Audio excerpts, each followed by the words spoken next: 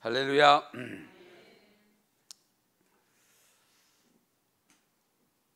우리가 살아가는 삶 속에 여러분 삶이 많이 힘드시죠? 힘 안 드십니까? 네.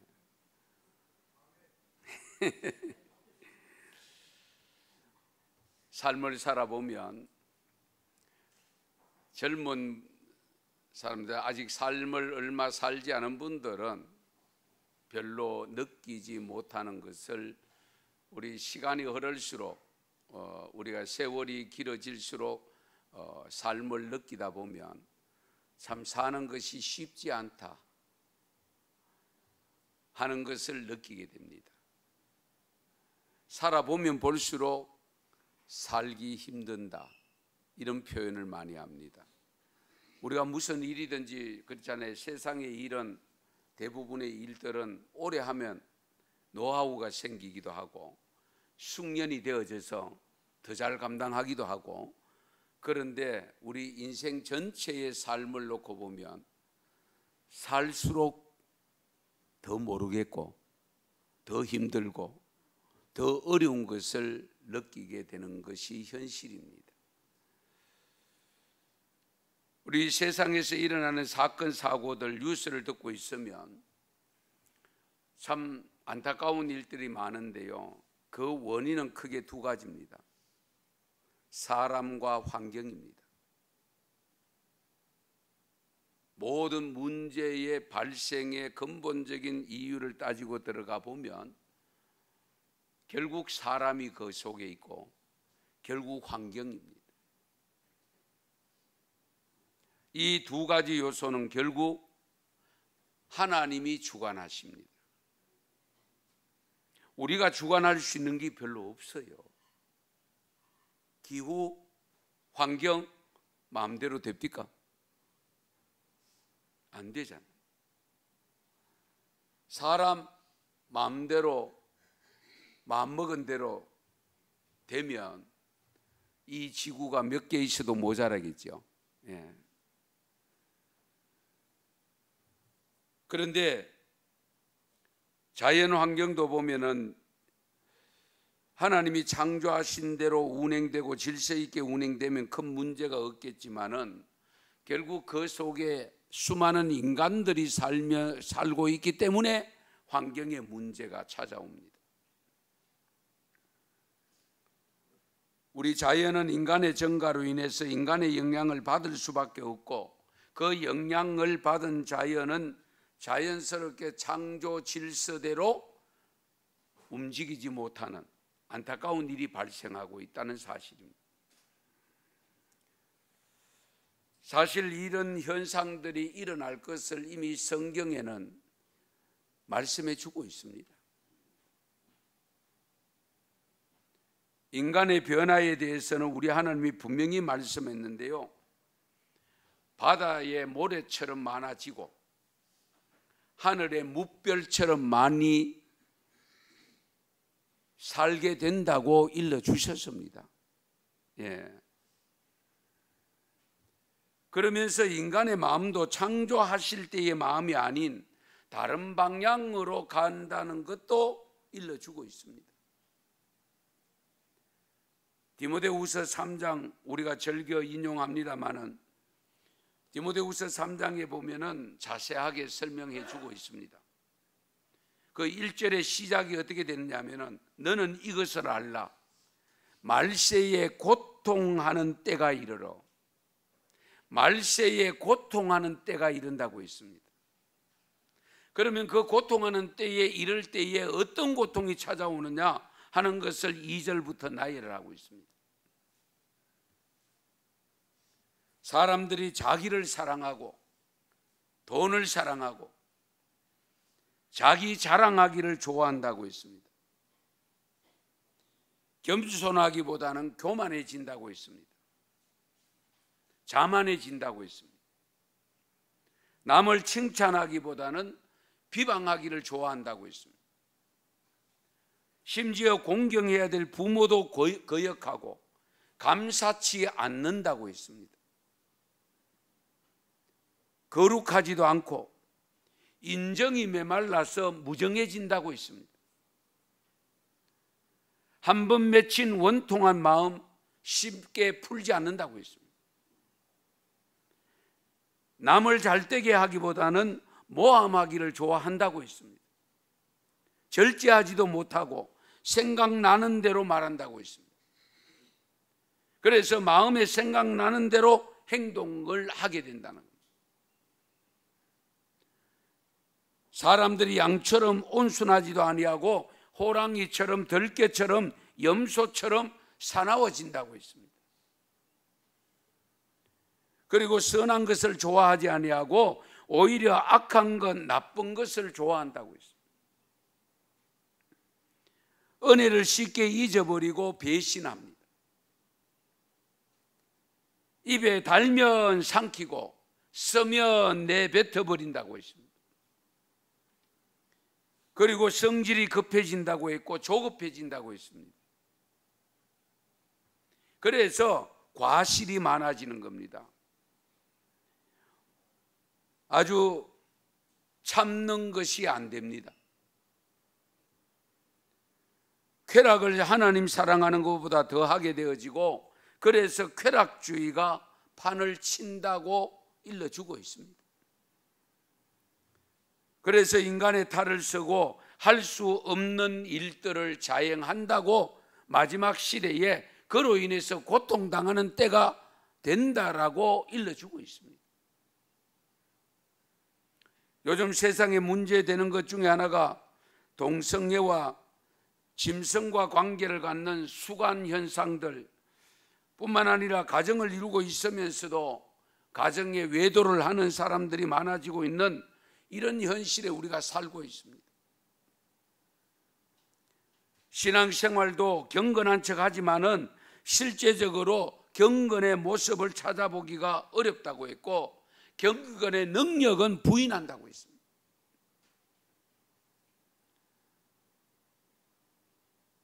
이미 시편 기자는 앞으로 변할 인간의 모습을 보고 탄식했는데요, 시편 12편 1절에 보면 경건한 자가 끊어지며 충실한 자들이 인생 중에 없어진다고 했습니다.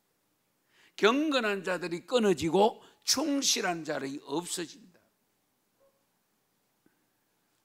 그러면서 그 12편의 2절 이하에 보면은 구체적으로 설명하고 있는 내용들이 있는데요, 그들이 이웃에게 각기 거짓말을 말하며 아첨하는 입술과 두 마음으로 말하는도다.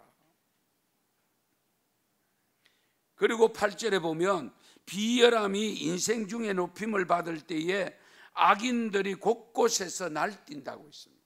아주 표현도 날뛴다라고 표현합니다.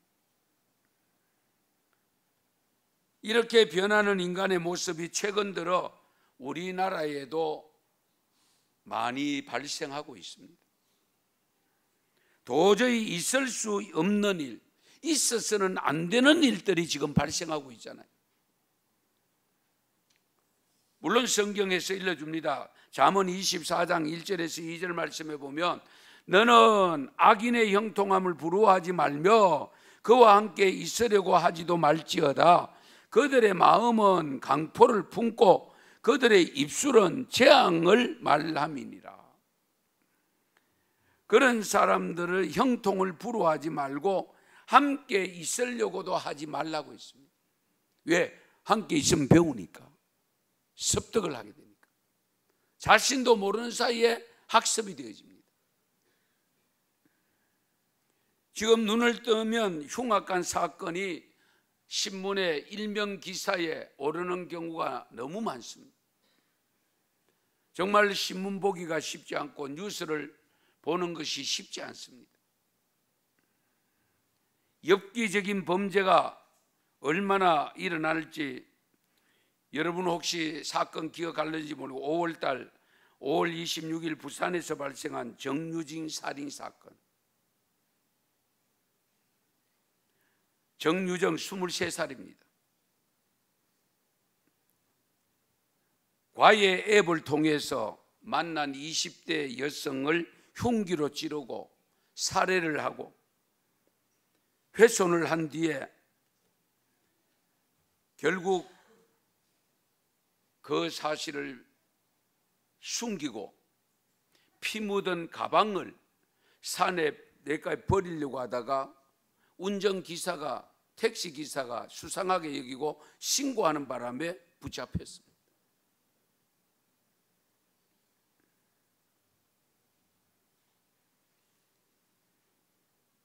이유가 뭐냐? 이유 없어요.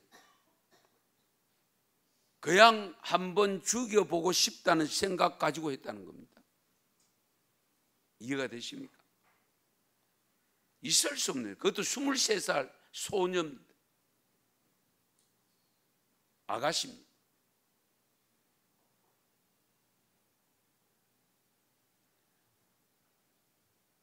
최근에 묻지마 칼부림 난동 사건은 여러분 다 뉴스를 통해 들었을 겁니다. 신림동 공원에서 발생한 CCTV가 없는 공원을 인용해서 30대 여성 성폭행을 하고 그 여성은 결국 죽었습니다. 도대체 이 나라가 어디로 갈는지요? 정치계도 그렇지만 교육계도 종교계도 그렇습니다. 온통 사회 전체가 그렇게 가고 있는데 누구라 할 것 없이 물질 만능주의에 빠져들어가는 현실 앞에 우리가 어떻게 생활해야 되고 어떻게 살아야 될 것인가?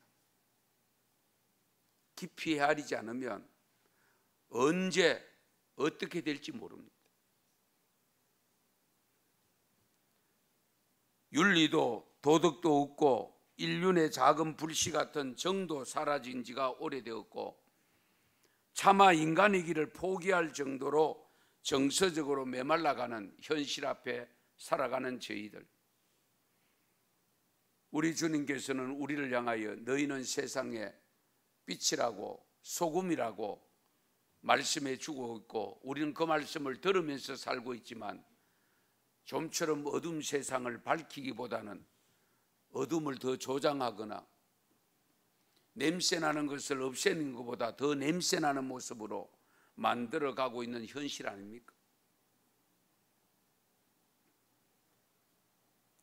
이렇게 인간의 삶이 변하기 때문에 발생한 제2, 제3의 사회 변화가 찾아오는데 그 변화가 어떤 변화냐? 누가복음 21장 10절에서 11절 말씀 우리 같이 한번 읽겠습니다. 또 이르시되 민족이 민족을 나라가 나라를 대적하여 일어나겠고 곳곳에 큰 지진과 기근과 전염병이 있겠고 또 무서운 일과 하늘로부터 큰 징조들이 있으리라. 아멘. 말씀대로입니다. 그런데 지진과 기근과 전염병이 있는데 그 외에도 무서운 일이 일어난다고 했습니다. 무서운 일. 그 무서운 일이 뭐냐? 어떤 일이냐? 원어적으로 헬라어로 표현하면은 소름이 끼치는 무서운 일입니다. 소름이 끼치는 무서운 일. 지진과 기근, 전염병 외에도 이런 일이 무서운 일들이 일어난다고 했습니다. 테러의 위험, 방사능 유출, 태풍과 홍수로 인한 재해의 위험, 지금 산불 심각하지 않습니까? 파키스탄의 경우 전국토의 3분의 1이 물에 잠기는 대홍수를 겪었고 지금 캐나다 산불은 꺼질 줄 모르고 타는데 한반도의 80%에 해당되는 면적이 지금 타들어가고 엄청납니다. 우리 남한은 10만 평방미터입니다. 캐나다 지금 산림 면적이 지금 그 면적이 불이 탄 면적만 13만이 넘는다고 합니다. 꺼질 줄 모르고 타오르고 있습니다.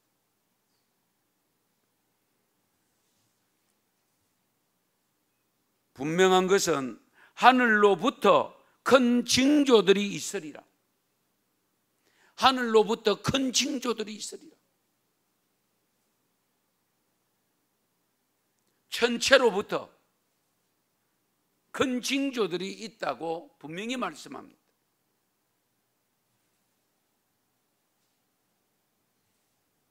그런데 우리는 막연하게 괜찮을 거야. 우리는 괜찮겠지. 이 괜찮다고 하는 것이 물론 긍정적으로 좋은 생각이 있을 것 같지만은 하나님이 약속한 말씀대로는 이루어진다는 것을 기억하셔야 되고, 그것이 이루어졌을 때에 어떤 현상이 발생할 것인가는 우리가 알아야죠. 성경을 믿는 우리가 모르면 곤란하죠. 다른 사람은 몰라도 나는 알아야 되고 우리는 알아야 됩니다. 지난 1만 년간 지구의 기후는 안정적이었지만은요, 최근 지구의 온난화 영향으로 기후 시스템이 흔들리고 급격한 기상 이변이 시작된 것은 우리가 잘 챙기셔야 됩니다. 역사를 조금만 더듬어 보겠습니다. 벌써 20년이 지난 2003년도 8월에 유럽에 그 당시에 벌써 폭염이 왔습니다. 프랑스에서 14,802명, 유럽 전체적으로 19,000여 명이 사망한 것으로 보도가 되었습니다. 이미 우리는 잊어버렸죠. 그리고 인도의 경우 일일 강우량이 그 당시에 763mm가 왔습니다. 하루 강우량입니다. 미국의 뉴올리언즈 허리케인 카트리나 등 헤아리기 어려울 정도로 많이 일어났고, 2007년도에는 8월 2일에 뉴스에 의하면 섭씨 45도에 육박하는 폭염 때문에 대기가 건조되어져서 이탈리아, 마케도니아, 세르비아 등에서 대형 산불이 그 당시에도 났습니다. 당시 헝가리의 보건당국이 그때에 7월 15일부터, 그러니까 2007년 7월 15일부터 22일 한 주간에 일어난 폭염으로 230명 중부지방에서 사망을 하고 전국에서 500여 명이 숨겼다는 뉴스까지 있었습니다.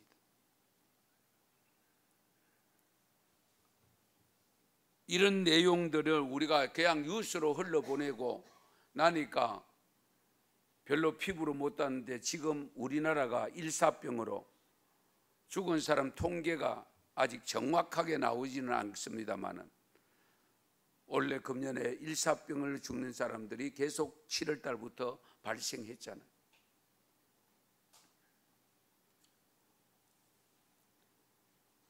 금년의 여름철 기후를 보면 우리나라의 기후도 아열대 기후로 바뀐 것은 물론이고 열대 지방과 같은 기온 현상이 아닌가라고 대부분의 국민들이 느낄 정도로 기후의 변화를 우리가 실감하고 있잖아요.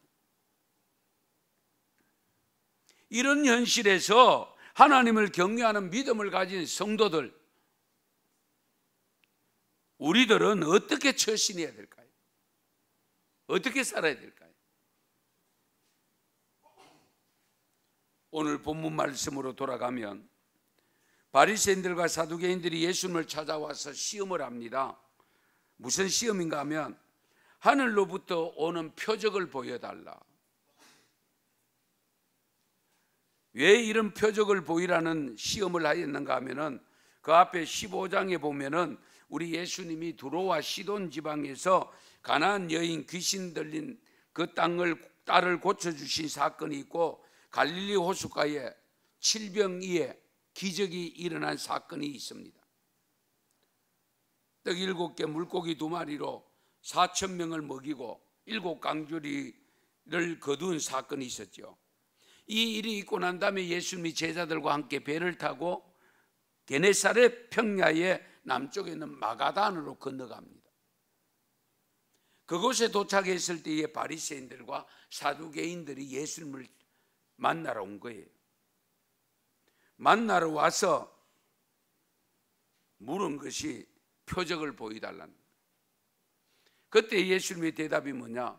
내가 너희들에게 보여줄 표적은 요나의 표적밖에 없다. 요나의 표적.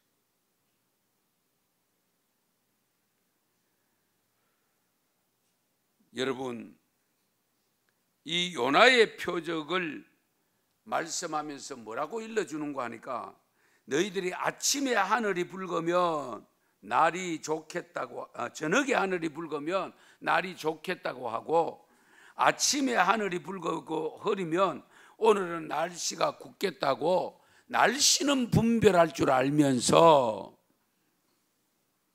왜 시대의 표적은 분별하지 못하느냐, 책망을 합니다. 작은 날씨 하나는 분별하면서 왜 시대의 표적을 보고는 분별을 못하느냐.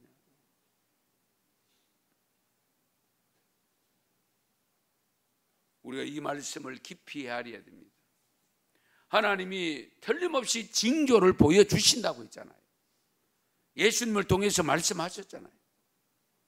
그러면 징조가 일어나면 그 징조를 보면서 우리가 분별할 수 있어야 되고, 우리가 어떻게 처신해야 될 것인가, 어떻게 살아가야 될 것인가, 신앙생활을 어떻게 해야 될 것인가를 알아야 되지.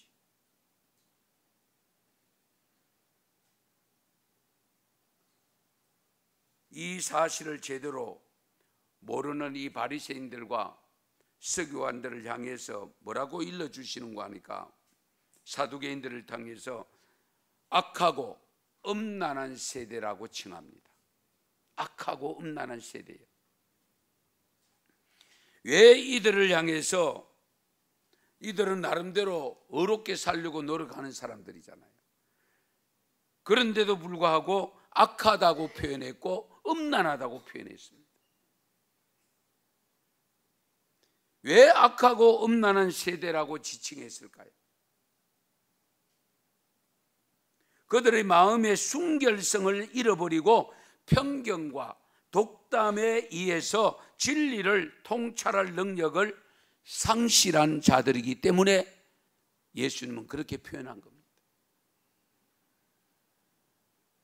이미 여러 가지 표적을 두고 지금은 율법의 시대가 아닌 바로 구원의 시대고 은혜의 시대가 도래되었음에도 불구하고 이 사실을 깨닫지 못하고 있는 이 바리새인들과 사두개인들을 향해서 음란한 세대라고 표현하고 악한 세대라고 표현한 겁니다. 예수 그리스도를 아직도 메시아로 영접을 하지 못하고 있기 때문에 안타깝게도. 예.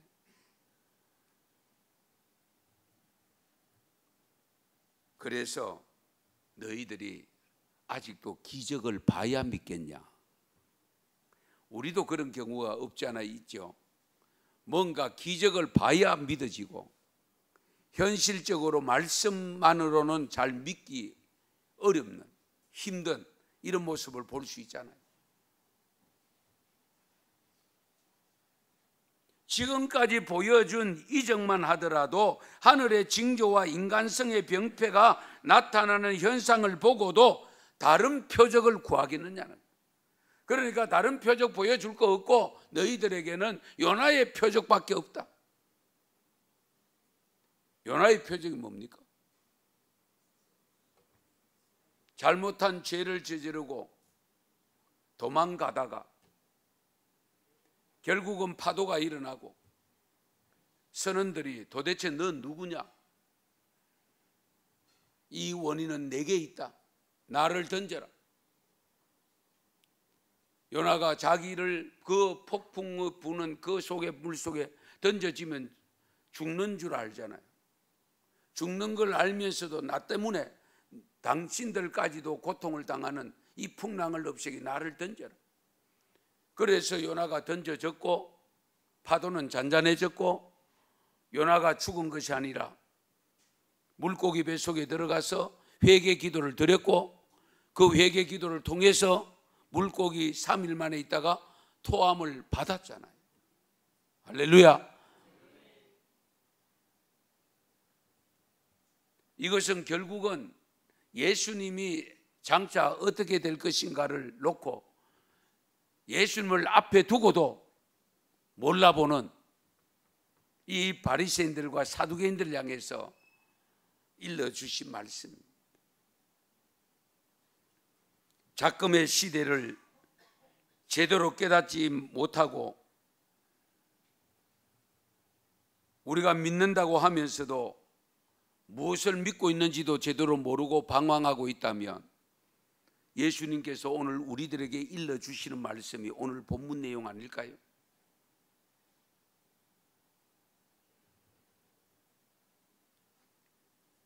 우리가 구해야 될 것이 뭡니까? 부자 되게 해달라고 구해야 됩니까?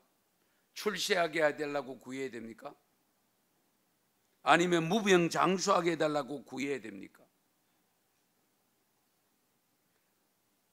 하나님이 살아계심을 보여달라고 구해야 되겠습니까? 분명히 하나님은 우리에게 말씀합니다. 악하고 음란한 세대여, 왜 너희들이 날씨는 분별할 줄 알면서 세상 돌아가는 것은 알면서도 하나님이 주시는 표적을 왜 분별하지 못하느냐? 왜 그 표적을 보고도 깨닫지 못하느냐? 책망하고 있지 않습니까?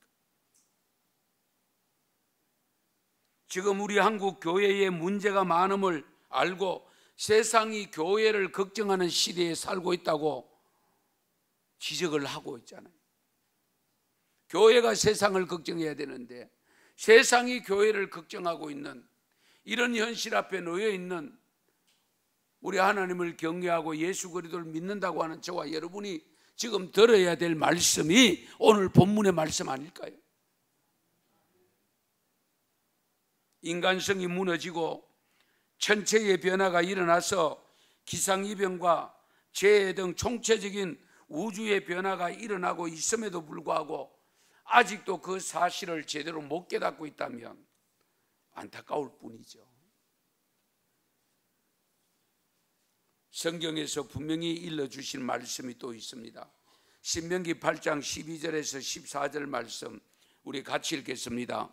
내가 먹어서 배부르고 아름다운 집을 짓고 거주하게 되며 또 내 소와 양이 번성하며 내 은금이 정식되며 내 소유가 다 풍부하게 될 때에 내 마음이 교만하여 내 하나님 여호와를 잊어버릴까 염려하노라. 여호와는 너를 애굽 땅 종되었던 집에서 이끌어내시고 아멘. 잘 먹고 잘 살게 될 때에 너희들이 교만하여 여호와 하나님을 잊어버릴까 염려가 된다. 하나님의 염려. 이스라엘 백성들이 그 좋은 가나안 땅, 적과 꿀이는 가나안 땅에 들여보내시면서 하나님이 걱정한 내용 중에 바로 이 내용입니다. 그 땅에 들어가서 너희들이 잘 살게 될 때에 네 마음이 교만해서 내 하나님 여호와를 잊어버릴까 염려한다. 그런데 중요한 것은 그 신명기 8장 19절인데요. 네가 만일 내 하나님 여호와를 잊어버리고 다른 신들을 따라 그들을 섬기며 그들에게 절하면 내가 너희에게 증거하노니 너희가 반드시 멸망할 것이라. 할렐루야. 반드시 멸망한다. 엄청난 말씀 아닙니까? 광야 40년 동안 농사 짓지 아니하고 살아올 수 있게 하셨던 하나님, 앞으로 들어가서 살 땅은 젖과 꿀이 흐르는 땅인데 그곳에 들어가서 복된 삶을 살면서 만일 그렇게 만들어 주신 하나님을 잊어버린다. 엄청난 배은망덕이죠. 그렇지 않습니까? 엄청난 복을 주셨는데 그걸 잊어버리고 그렇게 만들어준 하나님을 저버리고 우상을 섬긴다, 바알신을 섬긴다, 아세라신을 섬긴다. 안 망하면 이상한 거죠.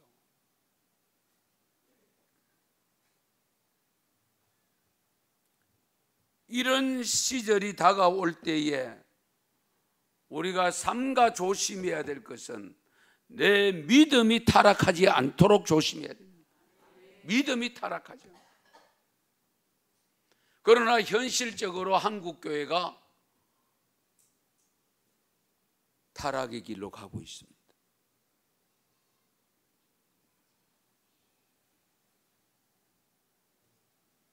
안타깝게도 엄청난 절망의 길로 가고 있습니다. 그래서 에베소 5장 16절에 말씀합니다. 세월을 아끼라 때가 악하니라. 세월을 아끼라 때가 악하다.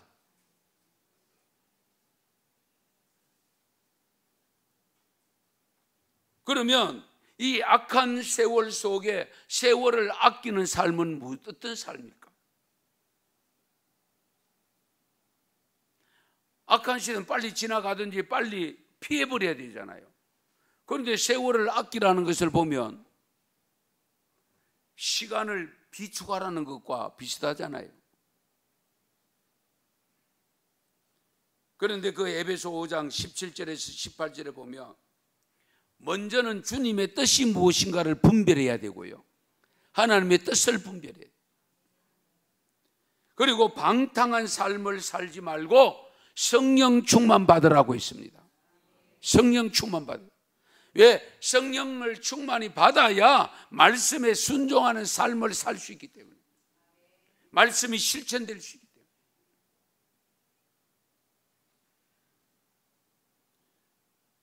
그리고 준비하는 삶이 한 가지 더 있는데, 누가복음 21장 36절을 통해 주신 말씀, 이러므로 너희는 장차 올 이 모든 일을 능히 피하고 인자 앞에 서도록 항상 기도하며 깨어 있어라. 할렐루야.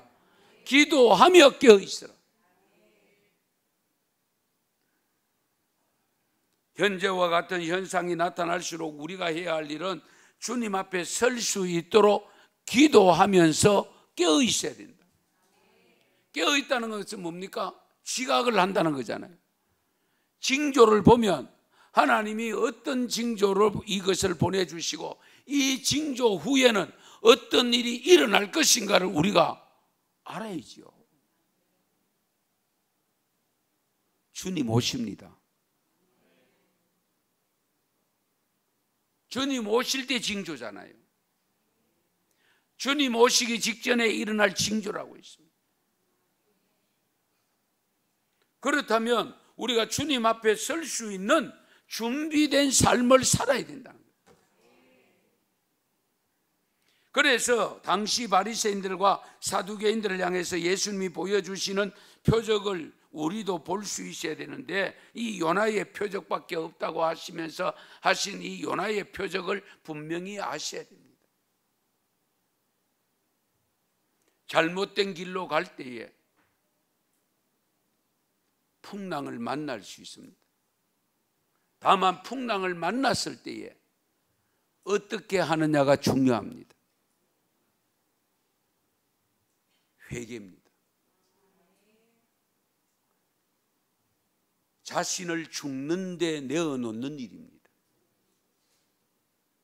왜? 나로 인하여 풍랑이 왔기 때문에 그 원인을 제거하기 위해서는 내가 죽어야 됩니다.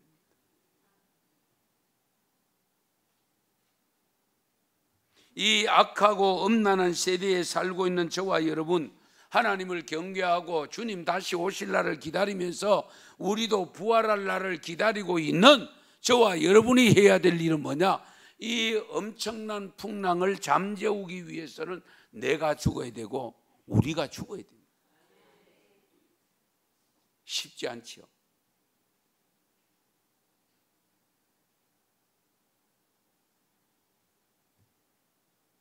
한국 교회가 사는 길, 결국 이 음란한 세대에 살고 있는 우리들이 교회를 새롭게 하고 세상에 죽어가는 영혼들을 살리는 길은 우리가 죽는 길 속에 들어가야 된다. 거기 사는 길. 요나가 바다에 던져졌을 때, 죽음의 길로 갔을 때에 선원도 살리고 자기도 살았잖아요.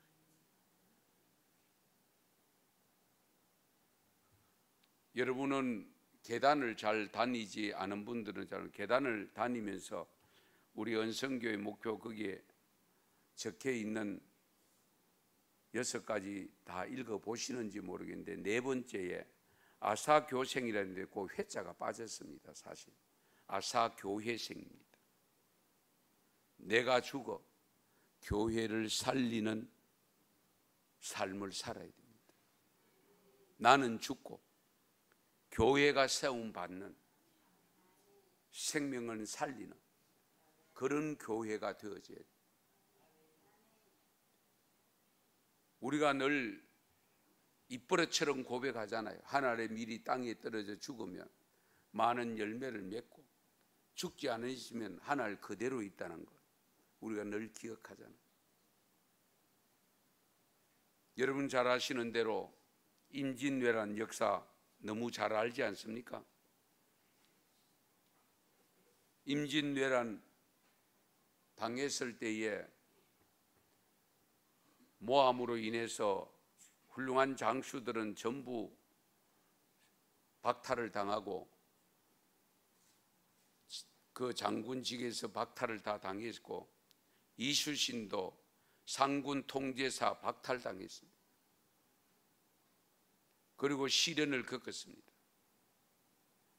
그러다가 원균이 천양해전에서 죽고 난 다음에 선조가 다시금 이순신을 불렀잖아요. 이순신 장군을 불러서 세웠을 때 이순신 장군이 신문을 받다가 건강을 많이 잃어버렸다고 합니다. 그때에 남은 배는 12척밖에 없고 일본의 함정들은 배들은 330척이나 됐습니다. 이거는 전쟁에서 게임이 안 되는 전쟁입니다. 그래서 이순신 장군이 여러분 잘 아는 대로 환경이 가장 나쁜 곳을 선택합니다. 울돌목을 선택해서 조류가 가장 급한 곳을 선택했고, 그때에 이순신 장군이 병사들을 모아놓고 출정하기 전에 일러준 말 기억하시죠? 필사적생, 필생적사. 반드시 죽고자 하는 자는 살고 살고자 하는 자는 죽는다. 이 엄청난 말을 병사들에게 전하고, 그리고 출전을 해서 12척의 배를 가지고 330척이나 되는 그 엄청난 대군을 무찌르고 승리했기 때문에 오늘의 한반도가 있고 오늘의 대한민국이 있음을 믿으시기 바랍니다. 이 엄청난 일입니다. 예.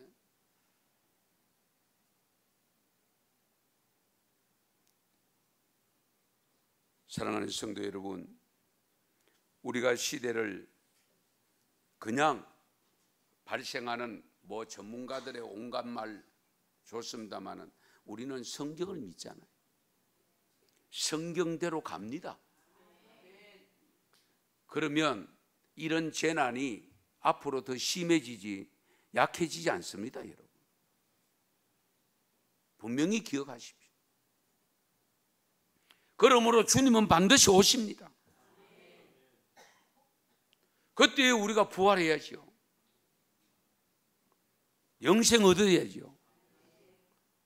하나님 곁에 가서 영원토록 사셔야 되죠. 우리가 그 믿음 가지고 오늘 또 나오신 거 아니죠? 집에 쉬시지 뭐 하려고 오셨어요? 할 일이 얼마나 많은데요.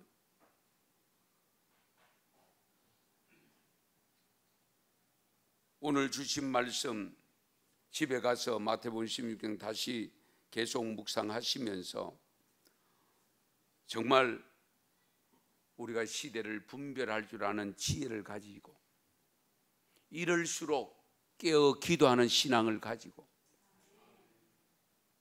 받으라고 한 성령을 받아서 말씀에 순종하는 삶을 살아 언제 주님이 오시더라도 주님 앞에 설 수 있는 믿음, 주님 앞에 주님 품에 안길 수 있는 믿음, 되어야 되지 않겠습니까? 우리가 그 믿음 가지고 삽니다. 그러므로 제가 지난번에 또 말씀을 드렸지만은 마지막에 우리가 살면서 우리에게 요구되어지는 것이 있습니다. 마지막 헌신입니다. 배영규 선교사님이 순교하고 갈 때에 자기 책상 앞에 붙여놓았던 것 다시 한번 말씀드릴게요. 온전한 헌신은 자기의 마지막 것을 드리는 것이다. 온전한 헌신은 자기의 마지막 것을 드리는 것이다. 그러니까 배영규 선교사님은 자기 마지막 목숨까지 순교할 수 있었던 거지. 이런 믿음의 자세로 감당해서 자신은 물론이고 가정을 세우시고 우리 은성교회를 세우시고 진정 하나님 나라를 세워가는데 쓰임받는 믿음의 삶이 될 수 있기를 축원합니다. 축복합니다. 기도드리겠습니다.